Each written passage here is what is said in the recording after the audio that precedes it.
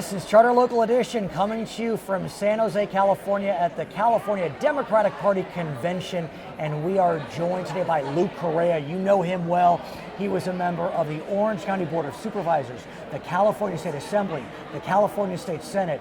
He is now running for the United States Congress. That seat is currently held by Loretta Sanchez. She is vacating the seat in her run for the United States Senate.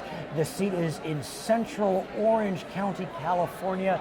Sir, how do you feel? You're making a big run for the U.S. Congress. Thank you for having me. Well, how does course. it feel? It's for a young man who grew up in Central Orange County, right. Kid from the hood, so to speak, to now to be running for U.S. Congress tells me that this is a great country. Despite our problems, if you work hard, you keep your nose clean, your dreams can come true, and God willing, the voters bless me and vote for me, I'll be a congressperson. Let's do talk about a kid coming from the hood, because it really is quite a story, and it's for better or for worse, and probably for the better. It's a story we're hearing more often. I recently interviewed Anthony Rendon, future Speaker of the California State Assembly. He had a .83 average in high school. He came from the hood. And here you are on the verge, arguably, of becoming a member of the Congress. Well, both Anthony and I, we went to Cal State Fullerton, and so I call it the Harvard of the West Coast. See, there you have it. A good, solid state school where we got our education. But, you know, when we got to Anaheim, we came to Anaheim because of the jobs, tourism. My mom used to work cleaning hotel rooms for $1.65 an hour. Little, small one-bedroom home, but you know what? I was a happy kid because I knew I was an American, and if I worked hard, my dreams could happen. So tell me how that background has informed your public service and will continue to inform your public service. That you came from a home where mom was a hotel cleaner, where dad was a factory worker. Yeah. How does that inform you?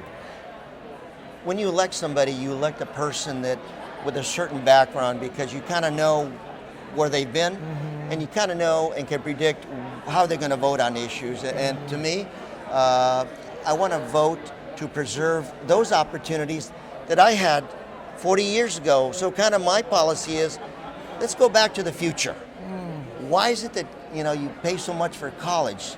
College was essentially inexpensive, almost free for me, paid for by the taxpayers. Jobs out there, not minimum wage jobs, good factory jobs that paid what would be $25, $30 an hour. We need to make sure those come back for our constituents. So in many ways, nothing has changed in my district. 40 years ago, you had new Americans. 40 years ago, a lot of blue-collar workers. But same thing today. But in some ways, a lot has changed in your district. Let us remember that your district, prior to being represented by Loretta Sanchez, was represented by Robert Dorney. Yes. A conservative Republican. This is not the Orange County of yesterday. I grew up in Southern California. Loretta Sanchez wasn't getting elected when I was growing up, nor was Luke Correa. I mean, this is a county in transition. We're seeing a Democratic surge in Orange County, or are we? Good question, because when you talk about the Democratic surge, the big D, it's about people coming and voting. And as you know, Democrats, they don't vote all the time, so it's an issue of turnout. I think this year it's different, though. You've got Mr. Trump on the ballot. You may have historically the first woman president of the United States. Great things are happening, and so I think people are going to put attention to this election.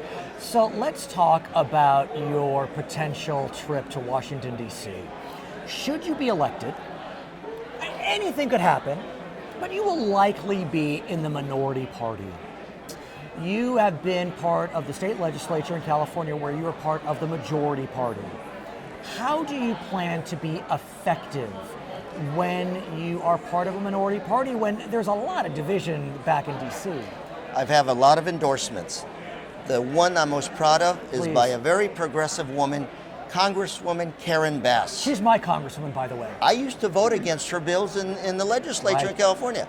I go to visit her in Washington, and she says, Lou, I'm going to endorse you. And let me tell you why. She says, there's a lot of Republicans, 40 of them, that New Freedom Caucus, that are bringing government to a halt.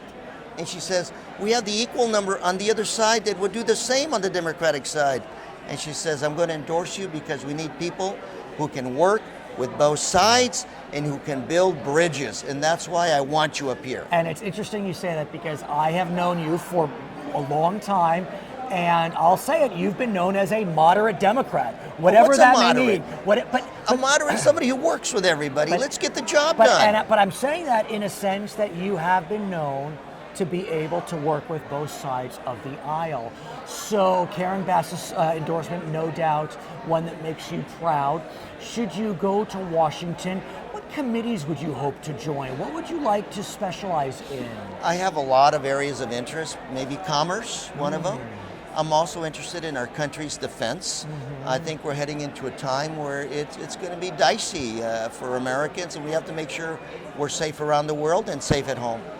Those are some of the areas of interest, but ultimately I think it's about Main Street. What do my constituents want? What do they want? What do they want? Affordable education, good jobs. That's what Donald Trump is selling, folks, is that I can bring back the good days. But let's talk about the Democratic side. You have Hillary Clinton Yes. and Bernie Sanders fighting over whether higher education should be free. Not subsidized, but free. It's a complicated conversation. I'm a Hillary guy, but I like Bernie because he's merely saying education should be the way it was for Lou 40 years ago. Cal State Fullerton, I paid $90 a semester. Now kids are paying thousands of dollars. You have a bunch of debt when you leave college. That's not what this country is about. This. Germany, the nation of Germany has free college education. If Germany can do it, I'm just playing it out, why can't we? Exactly. Why can't we? We did it before. We did it for Americans coming back from World War II, the American GI Bill. We need to get back to basics. And that's why I said we need to go back to the future and do things the way we used to do them. So there is at least some sense on the Democratic Party side that we should be providing free community college education. President Obama is advocating that. I'm not sure if Mrs. Clinton or Mr. Sanders are, but the current president is. And so what do you think about at least that element, free community college for all? No such thing as free, but I think as taxpayers, as Americans, we need to invest more in community college and bring it down to almost free, if not free. Absolutely, I support that concept. What else are you hearing from your constituents? What issues are critical to them as you are marching? Again, education, want to make sure it's affordable, quality. That's made this country great and this state great. Good jobs, okay? People are fighting minimum wage. So let's talk about minimum wage. Yes, sir. We're floating around here and we see a lot of discussion about minimum wage. There will be maybe competing minimum wage initiatives in November. Are you in support of, let's just say, keep it simple, the $15 an hour minimum wage? I will be supporting the increase in minimum wage. I'll be supporting the $15, and I'll tell you why. Traditionally, it's the teenagers that have worked for minimum wage. Now it's heads of household that are making minimum wage. What's so interesting about this issue is in the reddest of red states, you see voters passing overwhelmingly increases in the minimum wage. Yes. While the red leadership may not be supporting it, their constituents are. So do you have a sense in California whether something such as this would be popular in a November initiative? I think the minimum wage will be popular because moms and dads will benefit from an increase in minimum wage. So where do you go from here? You got a long road before November? I only know one way to win, and that's work hard.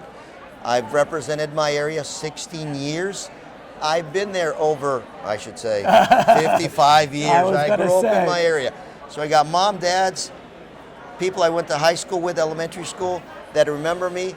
I got to remind them it's Lou. You. His Thank you name very is much. Lou Correa. He is running for the United States Congress, the 46th Congressional Central District. Orange County. We're in San Jose today at the California Democratic Party Convention. You're watching Charter Local Edition.